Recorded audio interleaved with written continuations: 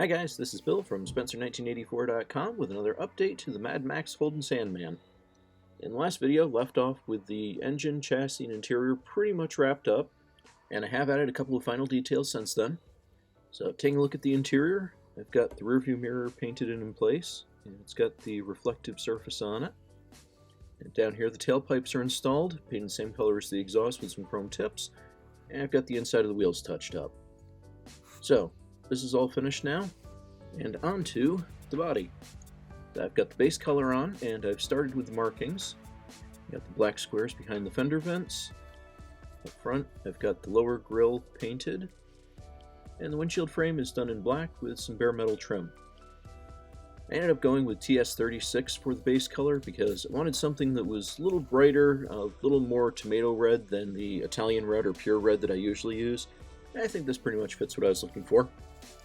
Now for the door panels, I've got the window crank and the trim done in chrome paint. And to install those, you look inside the body, see we've got these two ribs right here, and those match up to slots on the back of the door panel.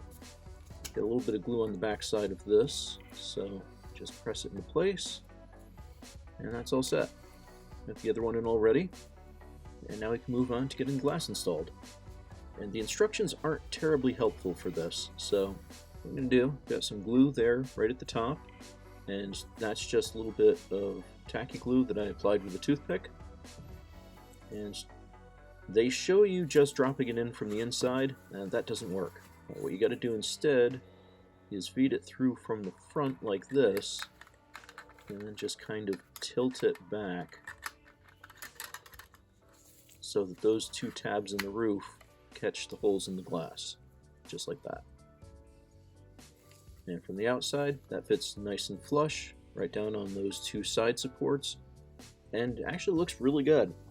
And now onto something I'm not as huge a fan of, getting the hood installed. DDA decided to go with some slider hinges, and they are very picky. Show off that. First, just drop it in, and the fit's actually really good. But got that in place, and we put the hood retainer here. And we drop the screws in to hold that in place. And there's a couple of things I don't really like with this style hood. The first is, because it's a slider joint instead of a hinge, you can't really have things painted up properly, because you're going to scrape the paint off or create more friction than you need to. But the other thing is it's very, very susceptible to having the screws over or under tightened. And show that off. Get the second one in here. And what happens is, if you crank them all the way down, give this one a little extra twist actually, it seems like it'll be a good idea to have them tightened fully.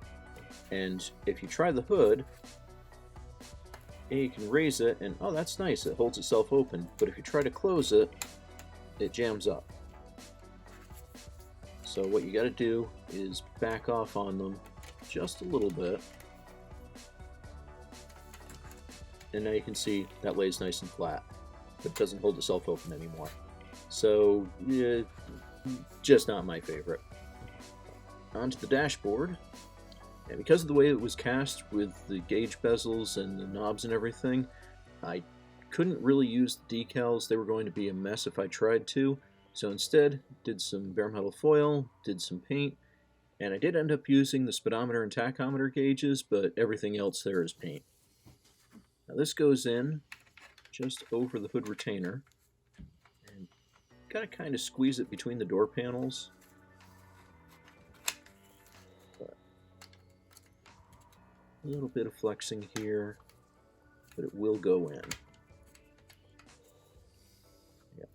And that's how you want that to look. Now I can put in the last two of the wide-headed screws.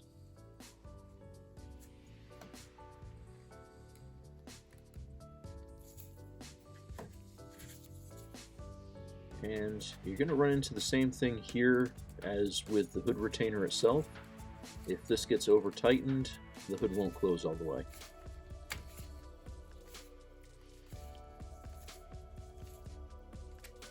That one in.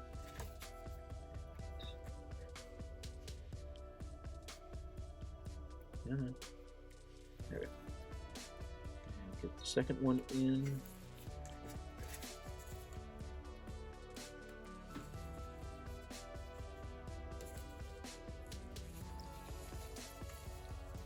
And as you assemble it, it's probably a good idea just to double check the fit of everything as you go. So, it still opens and closes, fits nice, we're good to go with this. Now onto the engine bay, and this is another really snug fit. It sets into place, but then you kind of have to walk it down around rockers like that, and kind of shuffle it down. Don't expect this to just drop into place. Got to do a little bit of work on it.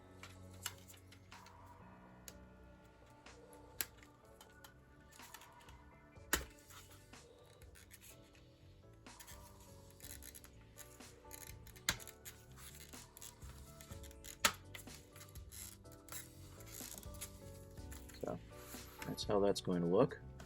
And we've got 2 screws at the back of the fender wells.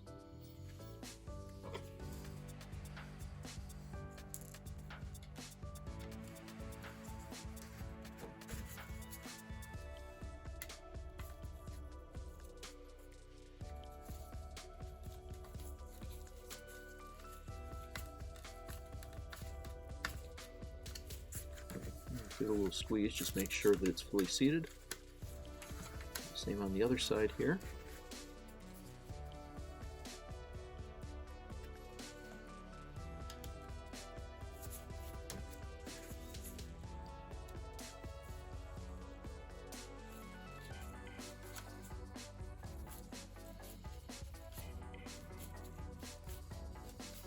And you wouldn't necessarily think that these would interfere with the hood, but they do. If I tighten this one and take a look from the top side, engine bay looks pretty good, but hood won't close. So same thing, just go underneath, and we'll just back off a couple of turns on each side, and that's good. Hood closes all the way like it should. Engine bay looks pretty good. You can see the edge of the hood retainer back there, so I'm just going to touch that up with a little bit of paint, but that's not going to be a big issue. Next up, we've got the interior, and you got to make sure that everything is aligned properly. I don't know if you can really see black on black, but if you look at the edge right there, the headliner fits in a little ledge on the bottom section. So just make sure that's all lined up before you try to put it in. And we've got 1 screw hole up right behind the firewall. So we're going to kind of line it up with that and press this in. And it will snap into place. And there's our 1 screw hole right there. So get that in.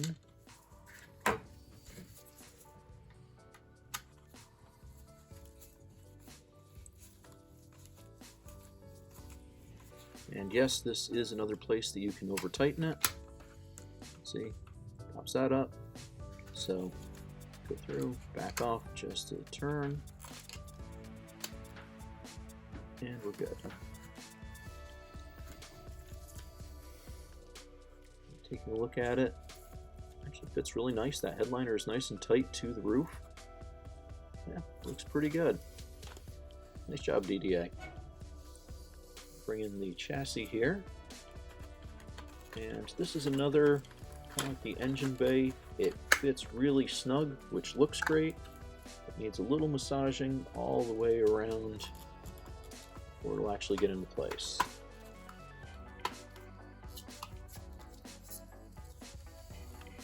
And that's how you want that to look with those 4 locator tabs on the interior.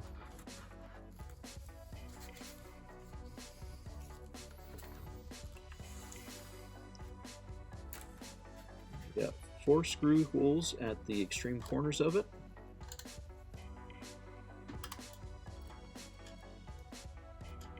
I found the best way to do it is we get the screw in place, And then we give it a little bit of a pinch, and that lines everything up. So we can go through and just tighten that down.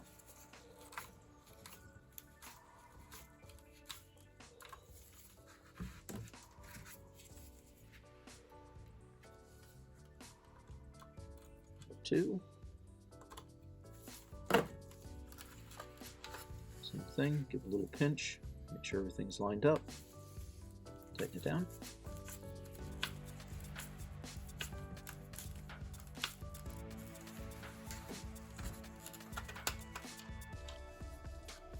Put it back.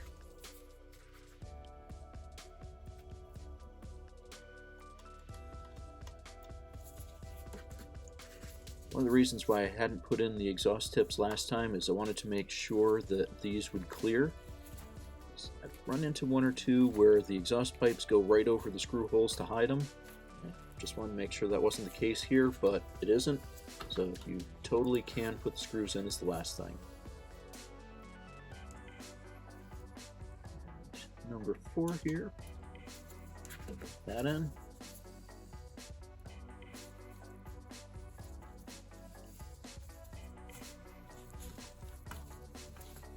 And once this is tightened down, I'm going to give the car a little bit of a squeeze. And that just makes sure that everything is seated. And yeah, it's popped up again. So through and leave these a little bit.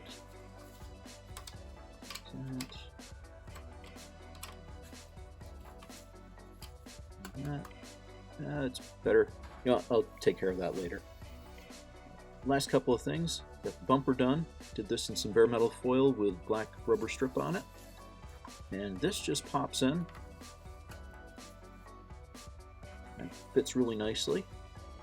And the last thing is the tailgate. And the glass on this fits really tight, so be careful when you're installing that. And to install it to the body, it's also a tight fit, but a little bit easier. Just line up the top. And there you go, just pops right in, no glue required. And I think that will do it for this week. Got the major assembly done. I'll tweak that hood fit so that that's where it should be. But next steps will be getting the rest of the decals, the trim, and the roof rack on it. So I will be wrapping this up. I will have the final reveal of the Holden Sandman next week. You can check back then, and thanks for watching.